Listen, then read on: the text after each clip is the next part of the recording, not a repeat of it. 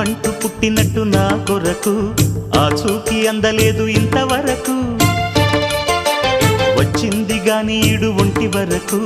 వేధించలేదు నన్ను జంట కొరకు చూశాక ఒక్కసారి ఇంత వెలుగు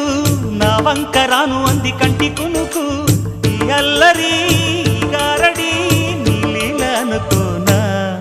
నీ పేరు ప్రేమ అవునా ఇవాళే నిన్ను పోల్చుకుందా